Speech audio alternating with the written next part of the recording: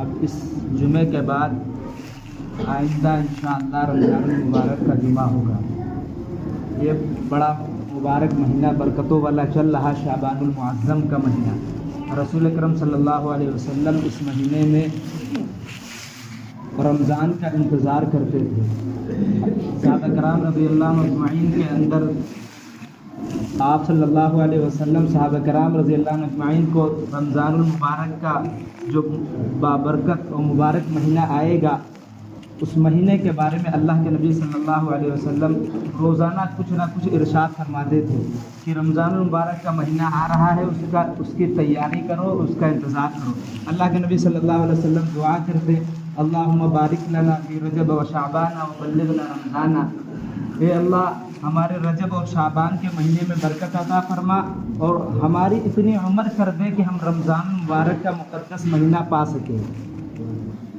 اس لیے کہ کوئی گارنٹی نہیں لے سکتا، کوئی یہ کہہ نہیں سکتا کہ ہم رمضان مبارک کے مہینے میں زندہ رہیں گے۔ بہت سے لوگ پچھلے رمضان مبارک کے مہینے میں ہمارے ساتھ تھے، ساتھ میں تراویح پڑھی، روزہ رکھا، اللہ کی عبادتیں کی، لیکن آج وہ ہمارے بیچ میں نہیں ہیں۔ اسی لیے اللہ کے نبی صلی اللہ علیہ وسلم دعا کرتے تھے کہ اے اللہ ہمارے رجب اور شعبان کے مہینے میں برکت عطا فرما اور ہمیں رمضان المبارک کا وہ مقدس مہینہ عطا فرما جس میں آپ کی رحمتوں کی بارش ہوتی ہے۔ وہ ایک سیزن کا مہینہ ہے، اپنے گناہوں کو معاف کرانے کا مہینہ ہے اور اللہ کے قرب کا پانے کا مہینہ ہے۔ اللہ کے نبی صلی اللہ علیہ وسلم کی حدیث ہے کہ اللہ کے رسول صلی اللہ علیہ وسلم فرماتے ہیں جب رمضان المبارک کا مہینہ آتا ہے اللہ رب العالمین جنت کے دروازے کھول دیتے ہیں، جہنم کے دروازے بند کر دیتے ہیں اور سرکش شیاطین کو قید کر دیتے ہیں۔ اتنا پاکیزہ ماحول بن جاتا ہے، اتنا بابرکت ماحول اللہ رب العالمین بندوں کے لیے بنا دیتے ہیں تاکہ یہ اپنے گناہوں کی معافی مانگ سکے اور میرا قرب پا سکے۔ اور اللہ کا قرب کیسے پائیں گے؟ جب ہم اللہ کی عبادت کریں گے۔ صحابہ کرام رضی اللہ عنہ اجمعین کی زندگی میں جب رمضان المبارک کا مہینہ آتا، اللہ کے نبی صلی اللہ علیہ وسلم کی زندگی میں جب رمضان المبارک کا مہینہ آتا، زیادہ سے زیادہ آپ صلی اللہ علیہ وسلم اور صحابہ کرام رضی اللہ عنہ اجمعین اللہ کی عبادت میں، تلاوت میں، ذکر اذکار میں رمضان المبارک کا مہینہ وصول کرتے۔ لیکن جب آج ہماری زندگیوں میں رمضان مبارک کا مہینہ آتا ہے، ہم یا تو سونے میں گزار دیتے ہیں، یا کھانے میں گزار دیتے ہیں، یا خریداری میں بازاروں کو بھر دیتے ہیں۔ اس خریداری میں، کھانے میں، سونے میں اس مہینے کے ثواب کو ضائع کر دیتے ہیں۔ حالانکہ اللہ کے نبی صلی اللہ علیہ وسلم کا فرمان ہے رمضان مبارک کا وہ مہینہ ہے، اور حضرت جبرائیل علیہ السلام نے دعا کی تھی اے اللہ وہ شخص ہلاک ہو جائے جو یہ مقدس مہینہ پائے اور اپنی بخشش اور مغفرت نہ کرا سکے۔ اللہ کے نبی صلی اللہ علیہ وسلم نے آمین فرمائی۔ آج ہماری زندگیوں کے اندر رمضان مبارک کا مہینہ آتا ہے، غفلت میں گزار دیتے ہیں، سستی میں گزار دیتے ہیں، کھانے میں گزار دیتے ہیں، سونے میں گزار دیتے ہیں، بازار میں گزار دیتے ہیں۔ ہمیں نہیں پتہ اس مہینے کی رات بھی اللہ رب العالمین کی نظر میں رحمت والی ہے، برکت والی ہے، اور اس کا دن بھی بڑا افضل ہے۔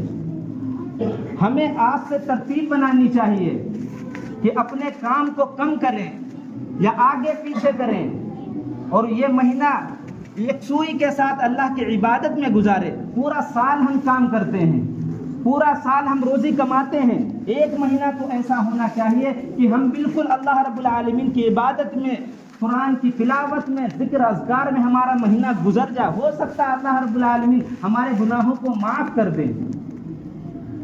اللہ رب العالمین قرآن کریم کے اندر فرماتے ہیں یہ وہ مہینہ شہر رمضان الذی انزل فیہ القرآن، یہ وہ مہینہ ہے جس میں اللہ رب العالمین نے قرآن پاک کو نازل کیا۔ یہ قرآن کا مہینہ ہے، قرآن کے ساتھ جڑنے کا مہینہ ہے۔ ہماری کوشش یہ ہونی چاہیے آج ہی سے ہم ترتیب بنائیں کہ روزانہ قرآن پاک کی تلاوت شروع کر دیں، ایک رکوع پڑھیں، ایک پارہ پڑھیں، قرآن مجید سننے کی کوشش کریں، پڑھنے کی کوشش کریں۔ تراویح میں قرآن پاک کو ترتیب کے ساتھ اور ٹھہر ٹھہر کر جہاں پڑھا جاتا وہاں ہم تراویح پڑھنے کے لیے جائیں۔ ہمارے یہاں ایک ماحول بنا ہے کہ 5 دن میں قرآن پاک سن لیا جائے، 10 دن میں قرآن پاک سن لیا جائے۔ اتنی جلدی کیا ہے؟ کس بات کی جلدی ہے؟ ایک مہینہ ملا تھا، اللہ رب العالمین نے ہمیں رمضان المبارک کا مہینہ عطا فرمایا تھا، اس میں اتنی جلدی ہے کہ ہم قرآن پاک سن کے کام ختم کریں، حالانکہ ہونا تو یہ چاہیے تھا ہم روزانہ ایک پارہ قرآن پاک کا سنتے، پھر مولوی صاحب سے کہتے اس میں اللہ رب العالمین نے کیا بتایا وہ بھی سمجھا دیجیے، لیکن ہم کہتے ہیں مولوی صاحب یہ کرتے نہیں ہیں۔ اگر ہم کہیں، امام صاحب سے کہیں، وہ ہمارے اوپر ہے، ہم امام صاحب سے کہیں جو آپ نے ایک پارہ پڑھا ہے اس میں اللہ رب العالمین کیا کہتے ہیں، امام صاحب بتائیں گے آپ کو، لیکن ہمارے پاس وقت کہاں ہے، فرصت کہاں ہے، ہم تو جلدی جلدی سن لیتے ہیں اور پھر اپنے کام میں مشغول ہو جاتے ہیں۔ حالانکہ قرآن پاک کو جس طرح اللہ رب العالمین نے نازل فرمایا ہے، حق یہ ہے کہ روزانہ ایک پارہ سنا جائے، ایک پارہ سنا جائے، پھر امام صاحب سے کہا جائے اس میں جو اللہ رب العالمین نے بتایا ہے وہ بھی ہمیں بتا دیا جائے۔ آپ کہیں گے امام صاحب سے، وہ بتائیں گے، ان کا تو کام ہے، ان سے آپ 10 پارے کہو گے 10 پارہ سنا دیں گے، 15 کہو گے 15 سنائیں گے، ایک دن میں سنو گے ایک دن میں سنا دیں گے، لیکن ہماری ذمہ داری ہے کہ ہم قرآن پاک کا حق ادا کریں۔ ہم قرآن پاک جہاں ترتیب کے ساتھ امام صاحب سے کہیں ایک پارہ پڑھیں 2 پارہ پڑھیں بس بہت زیادہ ہے، تاکہ سمجھ میں تو آئے کہ اللہ رب العالمین کیا کہہ رہے ہیں قرآن پاک میں۔ ہمارے پاس کسی کا خط آ جائے ہم کیا کہیں گے، جلدی جلدی پڑھ کے ختم کرو، جلدی جلدی سنا کے بعد ختم کرو، ہمیں کام کرنا ہے۔ یہ تو اللہ پاک کا قرآن، اللہ کا کلام ہے، مقدس کلام ہے، ہمیں غور کرنا چاہیے کہ اللہ رب العالمین نے اس میں کیا فرمایا ہے۔ صحابہ کرام رضی اللہ عنہ اجمعین نے اس قرآن کے لیے اپنی زندگی ختم کر دی۔ رسول اکرم صلی اللہ علیہ وسلم جب قرآن پاک پڑھنے کے لیے کھڑے ہوتے، پوری رات قرآن مجید کو نماز میں پڑھتے تھے اللہ کے رسول صلی اللہ علیہ وسلم، اور ہمارے پاس اتنا وقت نہیں کہ ایک مہینہ بھی قرآن پاک کے ساتھ صحیح سے جڑ سکے۔ روزانہ ہم ایک ترتیب بنائے، ایک ماحول بنائے کہ ہم روزانہ اتنا پارہ پڑھیں گے، یہ ہماری ذمہ داری ہے۔ قرآن پاک کو اللہ فرماتے شہر رمضان الذی انزل فیہ القرآن، قرآن کو اللہ رب العالمین نے اس مہینے میں نازل فرمایا، ھدی للناس، یہ لوگوں کی ہدایت کی کتاب ہے۔ ہم ہدایت کہاں ڈھونڈتے ہیں، ہم ترقی کہاں ڈھونڈتے ہیں، ہم دنیا کے کاموں میں ترقی ڈھونڈتے ہیں، حالانکہ ترقی کی کتاب ہمارے پاس موجود ہے قرآن پاک۔ قرآن پاک ترقی کا وہ راز ہے جو رسول اکرم صلی اللہ علیہ وسلم نے ہم تک پہنچایا ہے۔ اللہ رب العالمین فرماتے اگر اس قرآن کو ہم پہاڑوں پر نازل کر دیتے تو یہ پہاڑ اس کے وزن سے دب جاتے، ریزہ ریزہ ہو جاتے۔